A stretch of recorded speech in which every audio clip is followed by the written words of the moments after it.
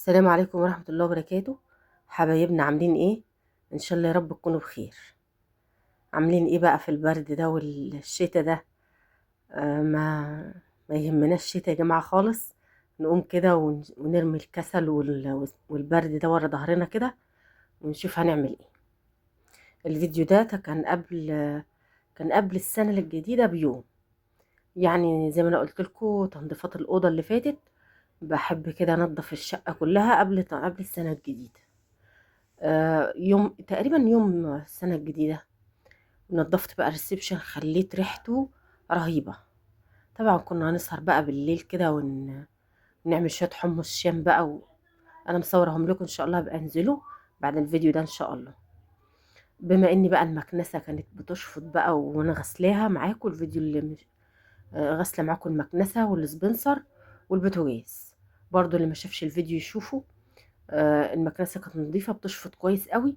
فانا انتهزت الفرصة دي يعني، وجبت بقى الانتريه بقى كله، وشفطته بقى كله من جميع الجوانب كده ومن تحت، ورصيت بقى كله تاني. الحفة دي انا بحطها لهم كده في بره، بنغطى بيها كده واحنا قاعدين. فهي خفيفة شوية كده بس بتدفي. فحطها لهم بقى، بنقعد كده على الكنب بالليل بنعملها. هشيل بقى السجاد وهزق الكنب ده كله، لاني عايزه اجيب بقى من تحت سرير فتحي من العيد الكبير ما شلتهوش. فهشيله بقى كده واعمل تحته. زي ما قلت لكم انا لازم اعمل تنظيفه قويه كده، ممكن اقعد عليها كده. يعني ممكن بقى اقعد على التنظيفه دي لتنظيفات العيد ان شاء الله. برضو مش مده طويله ولا حاجه، بس ان شاء الله في تنظيفات العيد بقى بعمل الحيطان، ونبقى نعمل تنظيفه قويه تاني للريسبشن. خلاص بقى كده بشيل كل بقى اللي على الكنب كله. بيبقى منزل كده حاجات رفيعه كده على الكنب من تحت. وزي ما قلت لكم في حتت واطيه كده من الجناب، بحط بقى الكراتين دي بتمسك من تحت الشلته كده، تبقى حلوه يعني. خلاص بقى بشفط الزراير دي كلها، المكنسه بتشفط كل حاجه يا جماعه، مخليه الكنب جميل. وانا بهتم بيه كل شويه بنفضه وبشفطه. هرجع بقى الشوله التاني، بس مش زي ما هي بقى، هقلبهم على الجنب التاني. بيبقى منظرهم حلو، وفي نفس الوقت بيتعدلوا كده وبيبقوا حلوين. وقلعت بقى الاكياس بتاع المخدات الصغيره دي، وشلت الحتت اللي انا حطاها على الايد بتاع الكنبه. انا جيت انفض السجاده لقيتها هتملى الدنيا تاني. رحت مشفطاها بقى بالمكنسه. المكنسه بتشفط جامد، فهتلم بقى كله اي حاجه على السجاده. وانا بشيلها برضو هنطرها كده لو فيها اي حاجه تانية تقع. وهشيل بقى من تحتها. انا ما شلتش السجاده من اول ما فرشتها، من اول الشتاء. كنت بكنس كده معاكم بالمكنسه، ما كنتش بشيل من يعني من تحت السجاده وكده. فبقالي مدة بقى بصراحة ما عملتش من تحت الكنب. فكان مطرب قوي بجد، وبرضو من على الشولت كده مطربة. لميت بقى كل ده، وهعمل برضو من تحت السرير فتحي ومن تحت المكتب. بس المرة دي همسح بطريقة مختلفة خالص. يعني حسيت الطريقة دي هتبقى أحلى ومنضفة السيراميك أو بجد. في لمعة رهيبة كده. ده غير الريحة بقى اللي فضلت كده في الأرضية حبة كبيرة كده، يومين تلاتة كده، بصراحة ريحة الشقة كانت جميلة. خلاص بقى يا جماعة بالمكنسة برضو بشفط السجادة وبشفط تحت السجادة. عايزة اقول لكم المكنسة بتلم حاجات ما بنشوفهاش خالص على السيراميك. ولو مسحتي ولا كنستي وهي كده، بتطير تاني يعني لو كنست بالمقشة التراب بيطلع تاني على الكنب.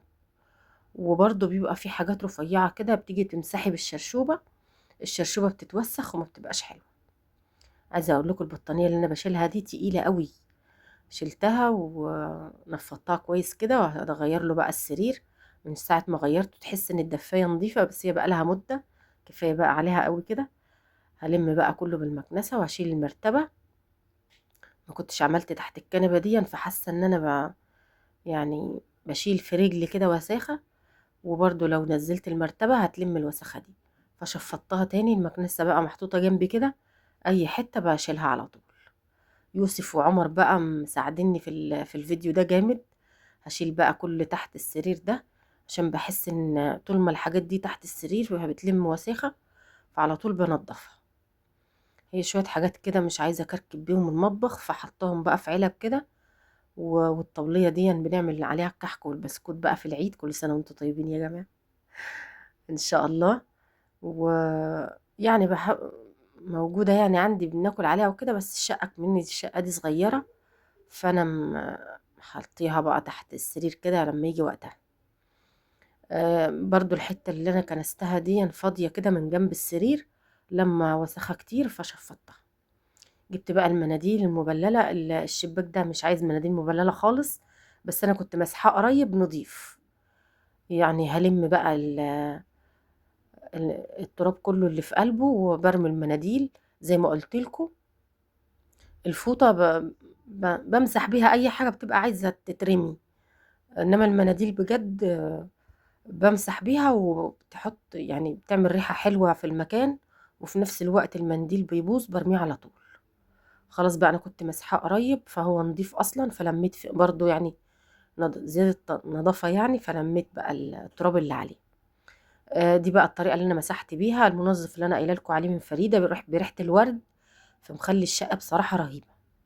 انا حطيت على الارضية كده مباشرة منظف، وفي نفس الوقت شوية مية صغيرين، وبدعك بقى بالمقشة، بشيل اي حاجة كده والريحة بقى بتمسك كده في السيراميك. وبجيب الشرشوبة بقى وبلم المية. عايزة اقول لكم انا مش عايزة احط مية اصلا، انا بلم المية بس عشان تمسح في الارضية، عايزة المنظف يفضل على السيراميك. بس برضو عشان ما يزحلقش ولا حاجة، رحت مطصة شوية مية كده ولماهم بقى، شطفت يعني بمية خفيف خالص، ولميتها وخلاص على كده.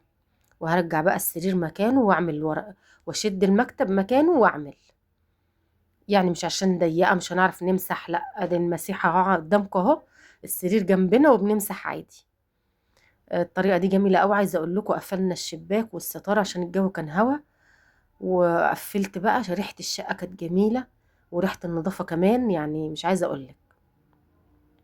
خلاص بقى جبت منديل ولميت برضو اللي على السراير دي كلها، التراب اللي على السرير يعني. السرير ده عايزه اقول لكم من ساعه ما جبته وهو ما اندهنش، فعايزه ابقى اجيب بقى علبه بوهيه كده وادهنه، اغير لونه ده يعني. فانا ان شاء الله نبقى نعمله ابيض برضو، بس اصلا مش عجباني الرسمه بتاعته، عايزه اغيره له. بس ان شاء الله نغير ان شاء الله، بس مش في الشقه دي بقى. هزق بقى المكتب ده برضو، عمر بيلاقيني بزق بيجي يعمل معايا. تحت برضو وسخة كده، بس ما شلتهاش بصراحة، مش عارفة كان ايه اللي مخلاني ما شلتهاش بالمكنسة. عملت بقى دلقت شوية مية مع شوية منظف وعملتهم ولمتهم يعني استصغرت الحتة يعني لأنها مش حتة كبيرة، فما جبتش بقى المكنسة. حطيت المنظف ودلقت شوية مية ولميت بقى بالشرشوبة، وبعدين احط بقى شوية مية تاني نضاف. عايزة اقول لكم الطريقة دي جميلة، اللي حابب يحط شوية كورول كده في الارض يحط، برضو بيعقم. بس المنظف ده جميل، مش مخلي حاجة ومخلي الارضية بتلمع كده من النظافة.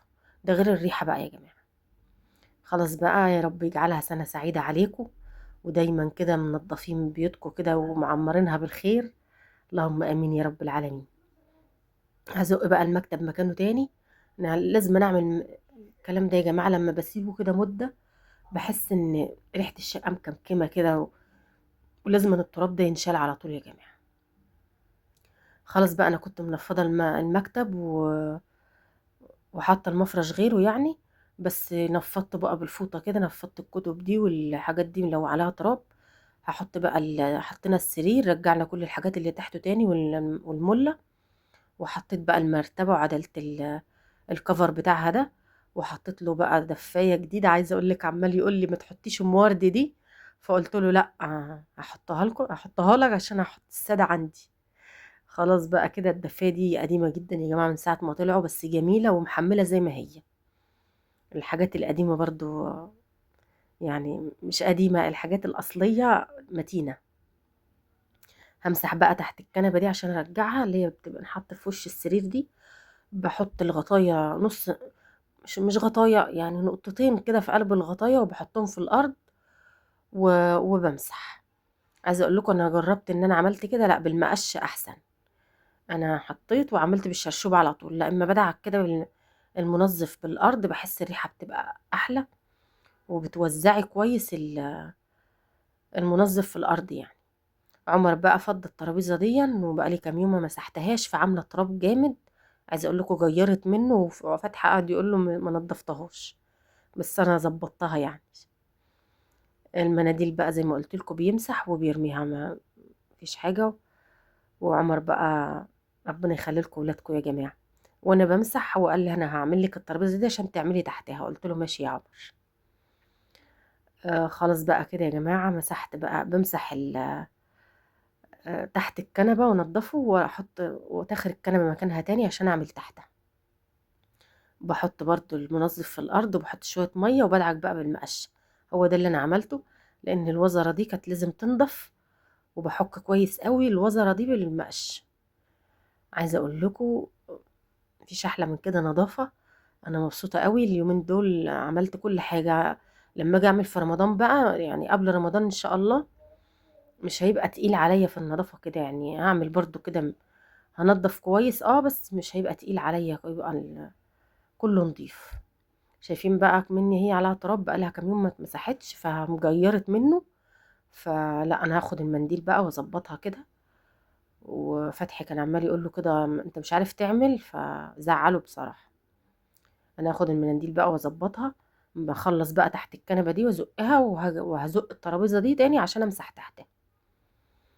وتحت السبنسر برضو هنعمله. عملنا الريسبشن كله من اوله لاخره لقدام باب الشقه كله يعني. خلاص بقى انا لقيت فتحي عمال يزق عليه، فقلت له خلاص يا فتحي انا هظبطها.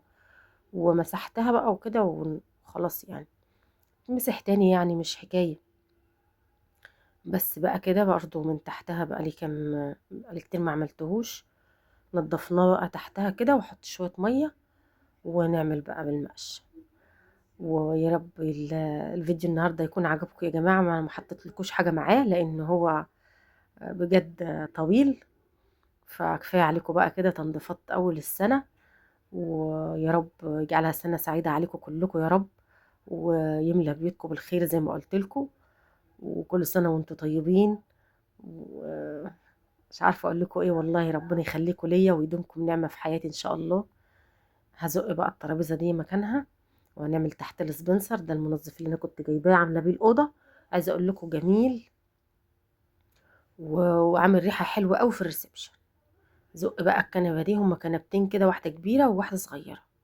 مش صغيره قوي يعني، الاتنين يعتبر قد بعض كده. احط بقى السبنسر ده مكانه، كله بيساعد يا جماعه. فتحي بيصور، وعمر ويوسف بيساعدوني.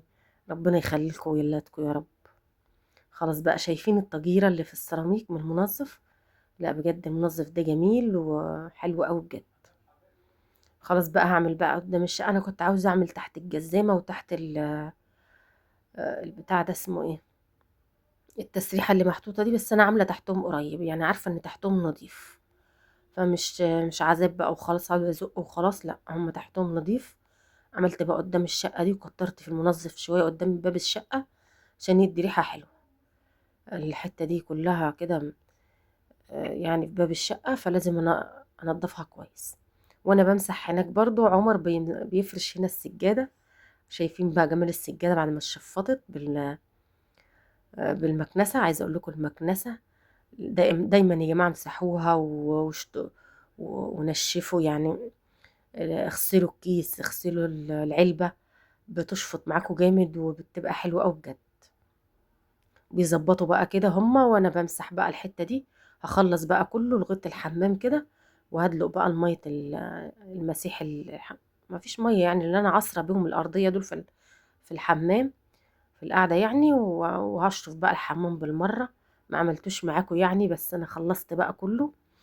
برضو بالمنظف كده والكرول في الحمام، وهم فرشوا بقى بقيه الريسبشن بقى. يوسف جاب السجاده دي فرشها هو وعمر، والسجاده التانية. وانا خرجت بقى قعدت على الكنبه. عايزه اقول لكم ما بقتش قادره. خلاص بقى كده يا جماعه خلصنا. وكمان قمت عملت لهم غدا اقتصادي كده، هبقى انزله لكم برضو ان شاء الله. الفيديو الجاي بقى نبقى ننزله لكم. وبس استريحت بقى شويه وشربنا كوبايه شاي كده محترمه. شايفين بقى انا قعدت قلت لهم خلاص كفايه عليا كده. يا رب الفيديو يكون عجبكم، ويا رب يعجبكم يا جماعه.